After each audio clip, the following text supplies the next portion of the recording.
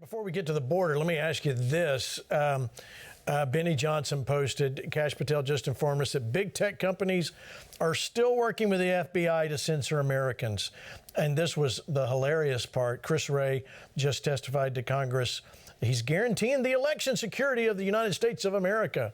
Can he really do that?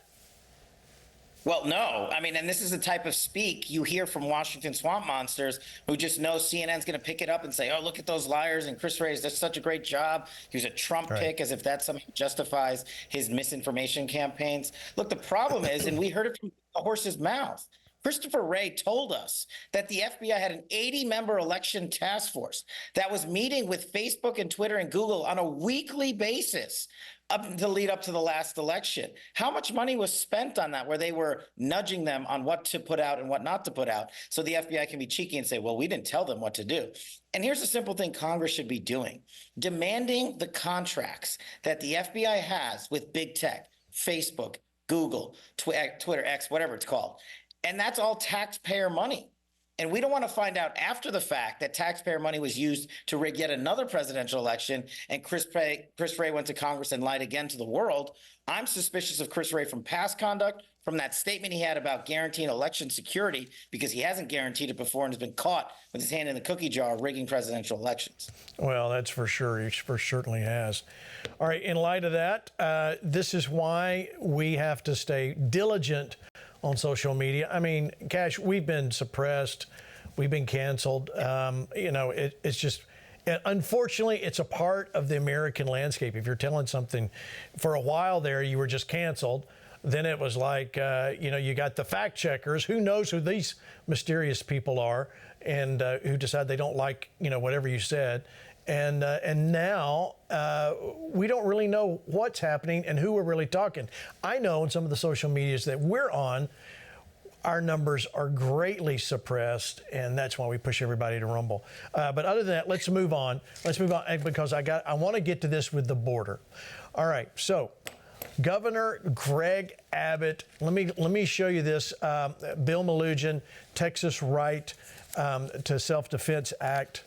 It says this: James Madison, Alexander Hamilton, and the other visionaries who wrote the U.S. Constitution foresaw the state should not be left to the mercy of a lawless president who does nothing to stop external threats. He's quoting, of course, Governor Greg Abbott. Do you see this? So we're in this standoff, I'm going to say Texan standoff, where you got Greg Abbott, and, we're still seeing footage of they're putting up more razor wire. I think we got some B-roll. They got more razor wire going up, and they're not moving. And we're starting to see other lawmakers come alongside and say, yeah, we support Governor Abbott. We support Governor Abbott and the Texas National Guard. But on the other side, you've got the Biden regime with all that's going on, and their control of the border security. Where does this end up, Kash? What are we going to see come from this? Well, ultimately, it's going to the Supreme Court, but let's work our way there. Let's talk about what this proves definitively. Alexander Mayorkas, as the DHS secretary, has gone to Congress 14 times under oath and told us the border was secure. This definitively proves the border is a disaster, because if the border were secure, there would be no National Guard issue. There would be no interference by the Biden administration. They are losing the narrative because we are putting out the truth that CCP is flooding our streets and killing our children, the truth that murderers and rapists are coming in illegally, the truth that Alexander Mayorkas lost 24 foreign terrorist affiliates into America and doesn't know where they are today. So I'm glad that Greg Abbott and the governors, the Republican governors, I think there's 25 of them last count, are supporting the mission. Because if Joe Biden had done the work the Constitution demands the federal government do, sealing our border and protecting American citizens, we wouldn't be here. And it's going to cause some sort of courtroom drama that's going to escalate, because that's the only place it can really go. But I'm glad they're standing to protect us out here in southern state and western states like Nevada. But here's the reality. Every state in America is now a border state, and this is why this is a preeminent issue of the day, and that people want to go back to Donald Trump's border security. We definitely want border security, which feels strange that you actually have to say that we want border security. But let me ask you this, Kash. Let's rewind to when you're back at the DOD. What would you say about, what sort of advice would you give about opening the border, closing the border. I mean, I think it's kind of obvious, but I want to hear it from why not leave it open and let some of these people come through? They may vote Republican. Look, here's a simple fact. The Donald Trump agenda is America first, Americans first, our children first, our schools first, our future generations first. And I'm not saying we don't take care of immigrants. I'm the son of an immigrant. My parents waited in line for years and watched their kid grow up to work literally in the Oval Office with the President of the United States. You can do it lawfully, and that's what we should encourage after we take care of, for example, our 55,000 homeless veterans. To me, they come first. To Donald Trump, they come first. And when it comes to the Department of Defense, we don't have to wonder what Donald Trump would do. When I was his chief of staff at DOD, we actually reoriented DOD assets to go after not just the drug cartels and the human trafficking networks, but also to safeguard our border. And we ran up against opposition within our own Republican appointees because they, for some reason, said that's not DOD's mission. I didn't know DOD's mission was not protecting the American people, especially from an invasion from the southern border, drug cartels, the CCP, Iran, and other terrorist organizations. So I think that's a model that Donald Trump built in his first administration, and he's going to go out there and implement it, and they're terrified. They, the deep state. And, you know, the American people are sitting here listening to you going, well, this is crazy that, you know, you'd have people say that that's not, I don't care what party you're on or in, to protect America. Just shows you the level of where we are. And here's Governor Ron DeSantis says, which is actually something very good. If the Constitution really made states powerless, it wouldn't have been ratified in the first place, and Texas would have never joined the union when it did. Texas is upholding the law while Biden is flouting it. Florida would keep assisting Texas with personnel and assets. All right, what do you say, Rick? I think that was a good comment by Governor DeSantis. 100% right. I mean, take yourself back in time to 1787. Would you have voted for the Constitution if you were a state that had been sovereign and only been part of a loosely knit, you know, confederation of states, and all of a sudden you're going to give more power to this new federal government, but you can't secure your own border? There's no way they would have joined. There's no way that Texas would have joined in 1845. So he's spot on. It's a complete failure at the federal level. I mean, whether it's the FBI or it's, you know, the Center for Domestic Confusion, or in this case, what they've done at the border. And the crazy part of this, Gene, think about what they're doing. They're not only doing their job under Article 4, Section 4 to repel the invasion, they're helping. They're aiding and abetting the invasion. They literally cut the wire, threw a rope to the illegal aliens to literally climb up.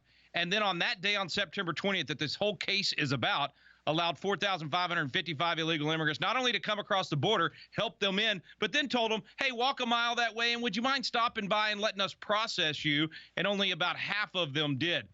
It's an absolute failure. And the crazy part is they're claiming they have a right to cut our wire in order to fulfill the statute. The statute says the only reason they have access to the border within 25 miles is to keep illegal aliens from getting into the country. So they're not doing their job. They're doing the opposite of it. And I'm thrilled. Listen, Greg Abbott must have been watching Flashpoint, because we've been saying exactly what he said in his statement yesterday. We've been saying that right here on this program for 3 years. Article 4, Section 4, Fed's responsibility. They don't do it. They don't repel the invasion. Article 1, Section 10 gives us the ability to do it.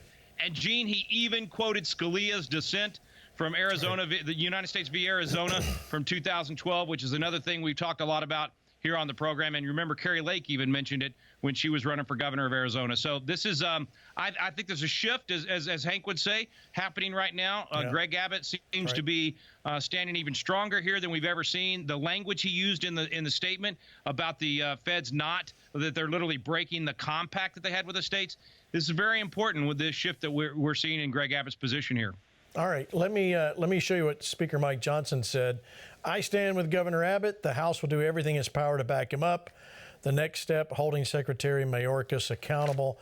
We really would like to see that, Speaker Johnson. We really would, and we're on your side. All right, so before you go, Cash, I need you to see this clip. This is from 2007. Joe Biden was asked if he would allow sanctuary cities to exist in America. Watch. Would you allow these cities to ignore the federal law regarding the reporting of illegal immigrants and, in fact, provide sanctuary to these immigrants? The reason the cities ignore the federal law is the fact that there is no funding at the federal level to provide for the kind of enforcement at the federal level you need. Pick up the New York Times today. There's a city not far across the river from my state that imposed similar sanctions. And what they found out is, as a consequence of that, their city went in the dumps, in the dumpster. Stores started closing. Everything started to happen. And they changed the policy. Part of the problem is you have to have a federal government that can enforce laws. This administration has been fundamentally derelict in not funding any of the requirements that are needed even to enforce the existing So, law. Senator Biden, yes or no, would you allow the cities to ignore the federal law? No. Okay. All right. So, Cash, what happened? He got bought and paid by the behemoth that is the swamp. The only thing that guy's cared about for 55 years is his own ego and his bank account. And he's been doing it in a corrupt fashion. This guy was caught plagiarizing while he was running for president of the United States, I think some 30 years ago. I don't believe that that man has changed. Only thing that changes is the words that are coming out of his mouth so he can secure votes. We conservatives, America First people, have always wanted to enforce the law. We have always wanted to enforce the Constitution. And specifically, we have wanted to enforce it against those in positions of privilege in government who have broken the law, who gave us Russiagate, who gave us the consequences and the legal prosecutions for some on January 6th, who gave us Hunter Biden's laptop and the continuous election rig jobs from the FBI and DOJ's two-tier system of justice. And so Donald Trump, for me, is the only guy that has exposed it, taken it head on, and given you solutions. And that's why I wrote the book, Government Gangsters. So I'm going to selfishly ask you to go buy this bestseller. Yeah. Donald Trump calls it the roadmap for 2024. It is the deep state wrecking ball. All right. So, say that again. What's this book about, Cash? Well, here's the best way I can say it. Joe Biden blocked the release of my manuscript for 10 months. I had to go to federal court to get this book out. I put the receipts in from January 6th. I put the government's own documents in there. And specifically, I go agency by agency and department by department and say, how do we fix this agency? It's not just personnel. It's not just money. And I talk about and today, Donald Trump posted a brilliant 10-point plan on how to take on the deep state. And a lot of that is in Government Gangsters. We need a declassification office. We need term limits. We need to make sure that the FISA process is completely fixed and never used again in political prosecutions. And those are just a couple of examples off the top of my head. But the other thing, we got to fire every single government gangster, Republican or Democrat. Amen. Amen, brother. Thank you, Cash, for coming by. We'll let you go. I know you got another thing to do. So thank you for being part of Flashpoint. Come back. Thanks so much. Have a great evening.